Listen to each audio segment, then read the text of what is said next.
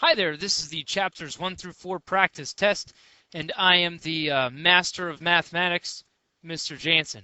So away we go. If we take a look at this first one, this is just order of operations. Remember, we're doing order of operations. We use the old please excuse my dear Aunt Sally, because she's a slob. And when we look at this, again, I always write this with the M and the D above one another. They're tied, multiplication, division. I do whichever one shows up first. That's what I do first. Same thing with addition and subtraction.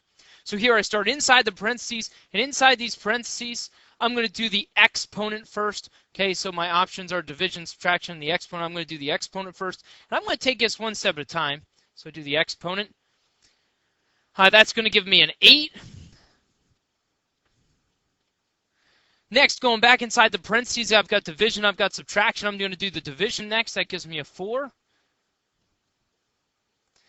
And now, once again, back inside the parentheses, I do the subtraction. That's going to give me a -4. So now I have multiplication and I have addition. I do the multiplication first. I have 2 sets of multiplication. So here the first set I'm going to multiply gives me a 12. The second set, 6 times 1/3 is a 2.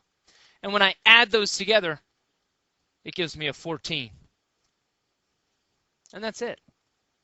In number 2, I'm just simplifying this thing, and the only thing I can do to simplify is I can use my distributive property. So here I distribute the 4. Here I distribute the -2, and yeah, that minus sign tags along as a negative sign. So when I distribute here, I get a 4x plus 4. And over here, when I distribute the -2, it's a -2x plus 10. And now I can do a little bit more. I can combine some like terms. So the 4x and the -2x gives me a 2x. The 4 and the 10 gives me a 14. So I've got 2x plus 14, and that's all there is to it on that one. In number 3, we want to evaluate, and this is really just an order of operations problem with one extra step of plugging these things back in. When you plug things into an equation like this, make sure that you use parentheses. Parentheses are very important here, so I'm going to do a times c cubed minus b squared times d times e. And notice everything that I plug in here is now going to be in parentheses. A is the 2/3, C is the 3, B is the -2, D is the 2, and E is the 3/2.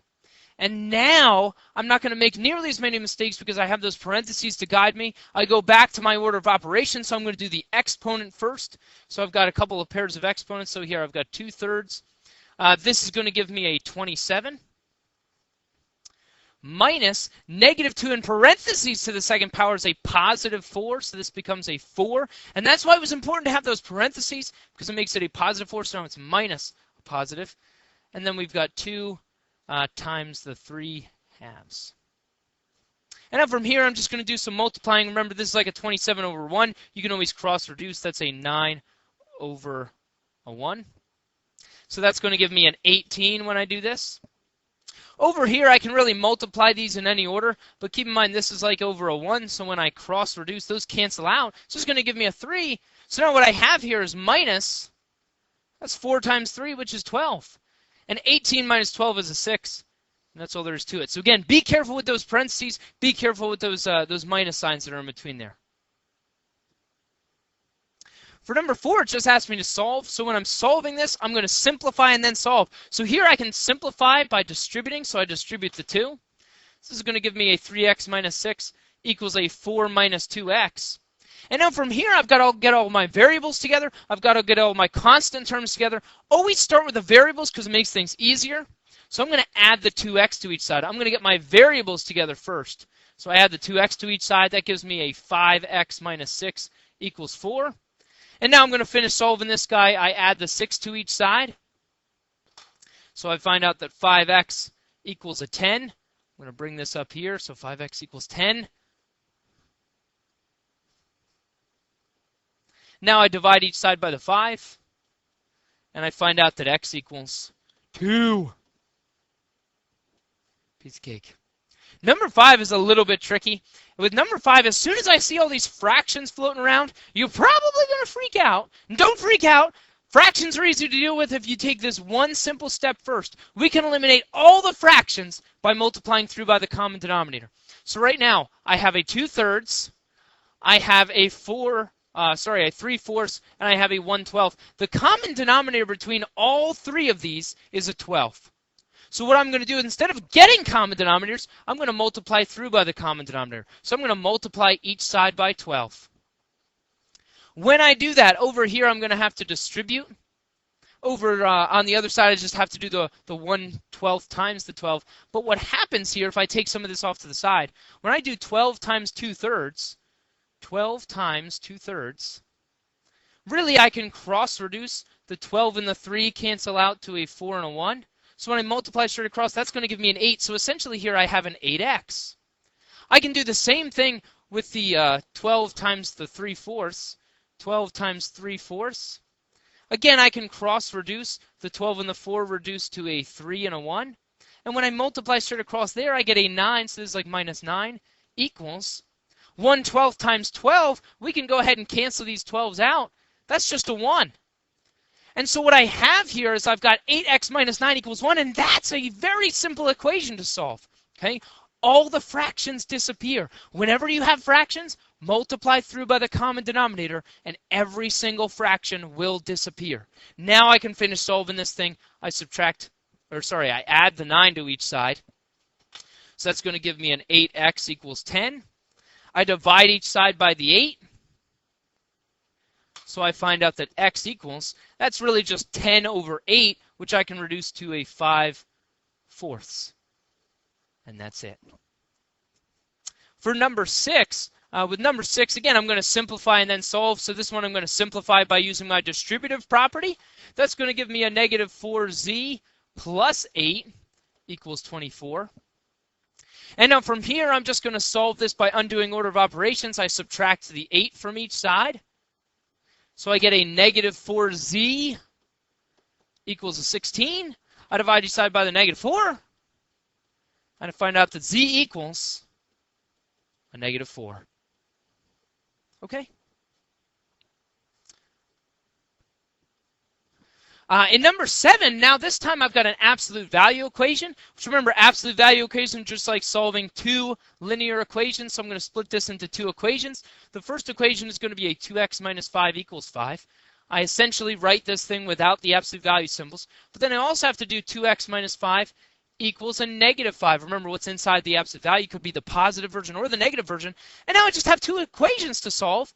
Over here I add the 5 to each side. So I get a 2x equals 10.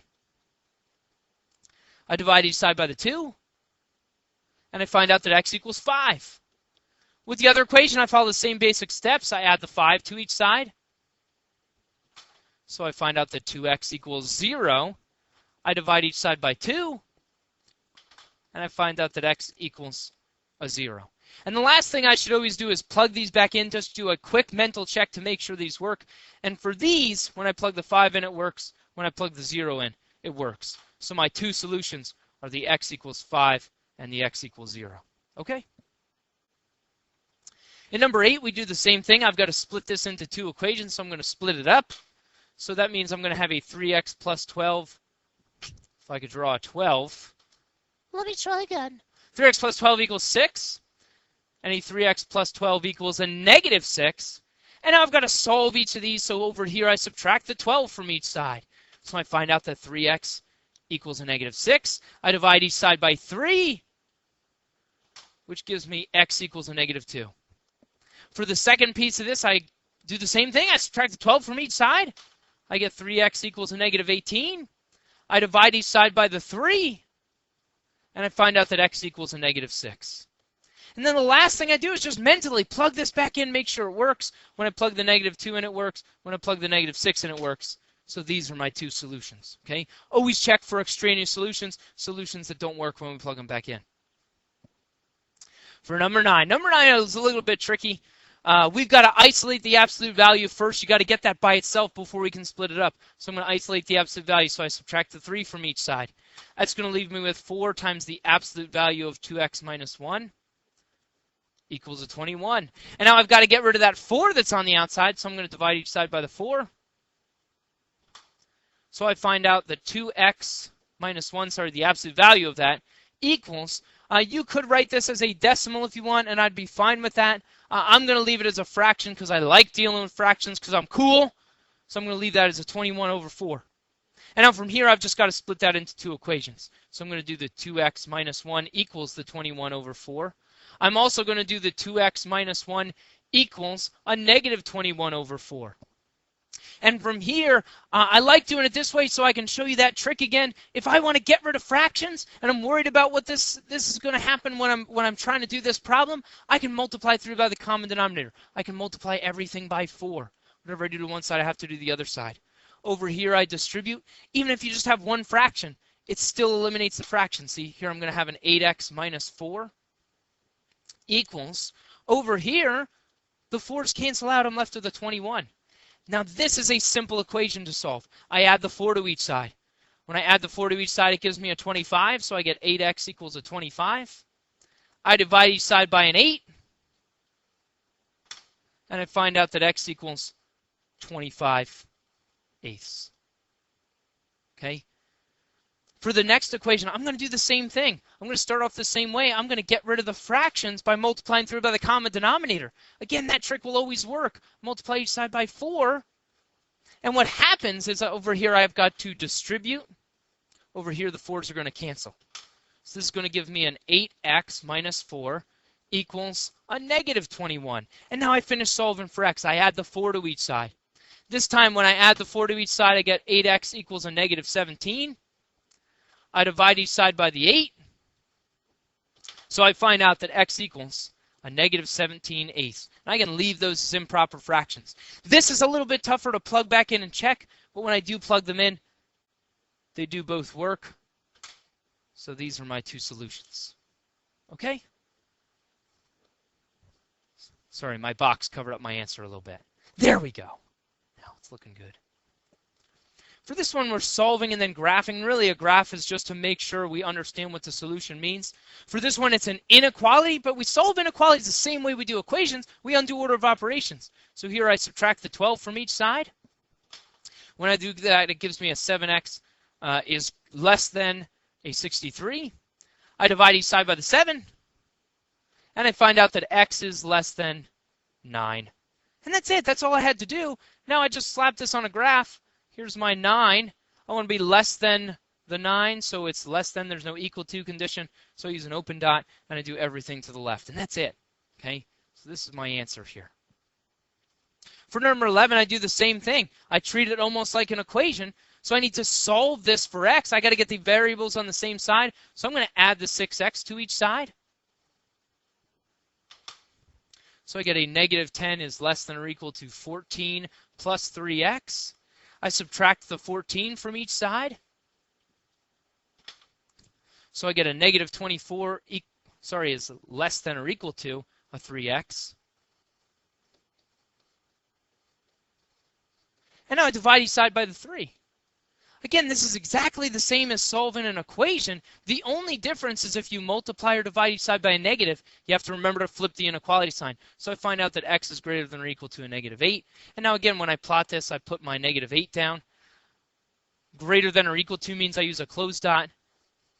Greater than means I'm going everything to the right. Okay? Number 12, this is essentially two inequalities being solved simultaneously. And I'm just going to do this for all three pieces at once. So here I'm going to subtract the 4 from each side. I'm going to do the same thing to this side and the same thing to this third side. So it's like a three-sided inequality. I do the same thing to all three sides. So over here I get a negative 12, less than or equal to a 2x, less than a negative 2. I divide each side by the 2. Again, I do it to all three sides, every single piece here. So that's a negative 6 is less than or equal to x, less than the negative 1. And when I graph this, the reason I'm graphing these is to check my solution. I need overlap. So if I want to be greater than or equal to the negative 6, that's going to be everything from here up. I'm going this way.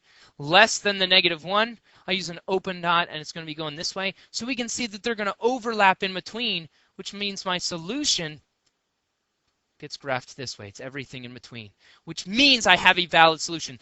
That's what these and inequalities should look like. Okay, I should have overlap. I should have something in between. So this is my answer.